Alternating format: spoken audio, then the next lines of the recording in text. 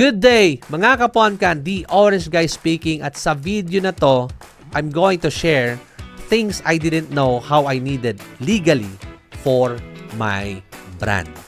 Okay? At dito ko i-discuss yung mga legalities na needed for this brand. So sa inyo din, if nagba-brand kayo guys, no, this legalities is important for you. Hopefully makatulong siya. And let me know if may kulang dito ha, kasi I'm open for learning and knowledge. Now, ito yung mga inaasikaso namin for now. May mga iba dito natapos na namin. So, episode 20, things I didn't know I needed legally for my business. So, at first guys, wala akong ideas sa iba. Pero yung iba, alam ko naman kasi before, mayroon akong slimming coffee brand, no? Pero yung iba, hindi. So, ayun, I want you to also follow this guys sa brand mo. Kasi if you have a supplement brand or a fitness brand, then this is for you as well.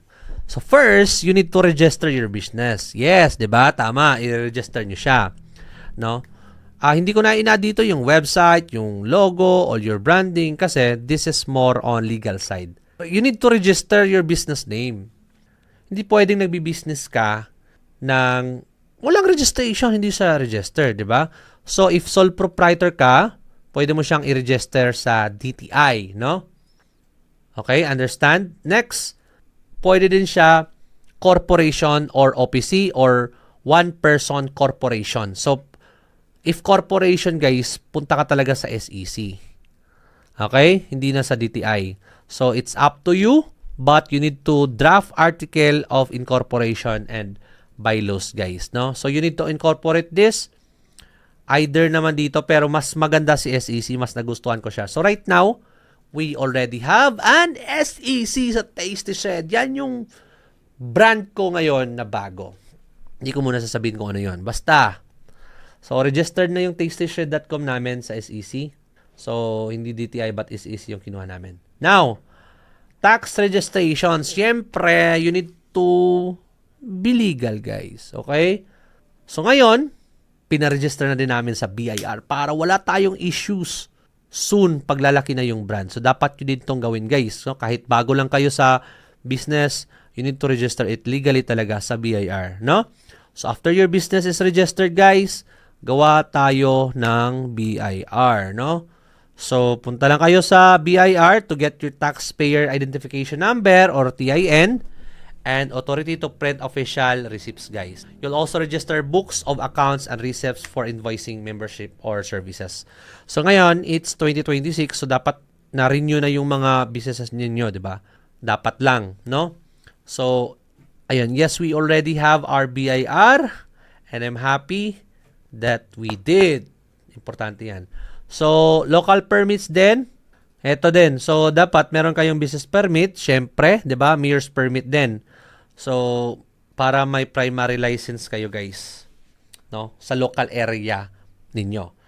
Barangay clearance, syempre, dapat to. Yan yung mga primary na mga information na dapat meron tayo. So, hindi ko na siya nilagay by order.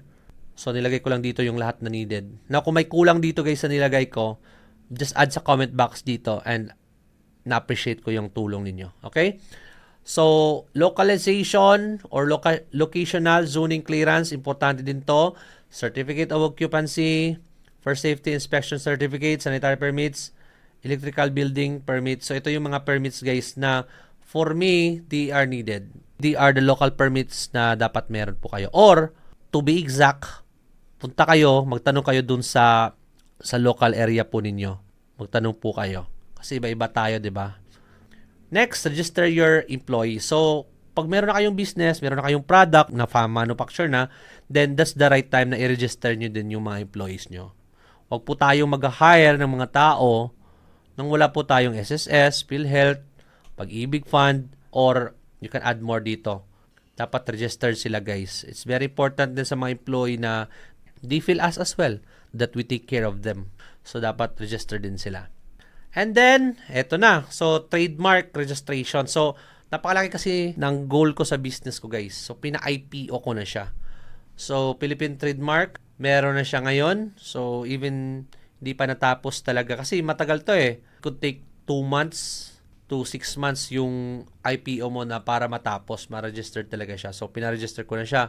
And then, eto. So, pwede mo siyang i-register yung brand or the brand name, yung name talaga, the logo itself. Para wala nang kumopya, para wala nang pwedeng kumopya sa brand or business mo. Pag meron man, pwede mo silang kasuhan or hindi na nila pwedeng makopya yan kasi you have the legality sa brand po ninyo. So that's why you need to protect your brand from copycats and also disputes. So yan, na-file na natin siya. So this is my trademark na. So it's already registered but hindi pa siya natatapos. But at least, pag may kokopya man ito, is we can still win. Kasi we are the one who's doing this one.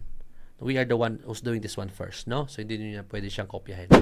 Alright, now if you have a supplements, okay, yung mga ini-intake na, let's say, for example, whey protein or mga slimming coffee, slimming juice, you need to register it sa FDA or FDA and also LTO. So they are required. It's either supplements ka, food products, or cosmetica, dapat meron tayong FDA and LTO license. Yung mga ini-intake guys, no? They need to have that. Okay? Now, aside from FDA, LTO, ito din. So, meron tayong CPR or Certificate of Product Registration. Now, this CPR na to is per variant. So, costly talaga siya. Yes, kasi, for example, meron kang isang slimming juice na merong 4 na flavor. Yung 4 na flavor na yan, bali, i-register mo 1 CPR, 1 CPR, 1 CPR, 1 CPR. Napakamahal din yung CPR, guys. So, every flavor, formulation, or dosage, meron dapat CPR. So, be careful kasi costly din siya. Magbabayad pa tayo sa manufacturing, tapos different CPRs pa yung gagamitin natin. But it's very importante din kasi once na-register na tayo sa CPR, mas pagkatiwalaan yung product natin kasi it means that they are checked. It's verified, malinis, hindi siya banned yung substances or yung mga ingredients na nasa ilalim ng product na yan. You know, safe for consumption, may labeled, compliant siya sa FDA. You cannot legally sell without a CPR, guys. Okay? Want to quit your 9 to 5? Join the School of Profits. We teach Filipinos step by step how to make real money online. So that would be all for now. So what is Kirk offering right now? You can join here. It's a free community where you can learn freelancing, agency building, SEO. If you want to make money, guys, no, sa freelancing agency and SEO, this is my course. It's a paid course but it's very helpful for you. If you want to franchise, like yung meron kaming agency ngayon, gusto mo siyang i-franchise, gusto mong matuto or i-build siya, punta ka lang dito, whitelabellicensing.com. I will train you on how to do that. Make money with affiliate marketing, guys. If you want to sell our services sa agency, gusto mong mag-affiliate, kikita ka na without you have a product or services, punta ka dito sa link na to, buysaservices.com affiliate.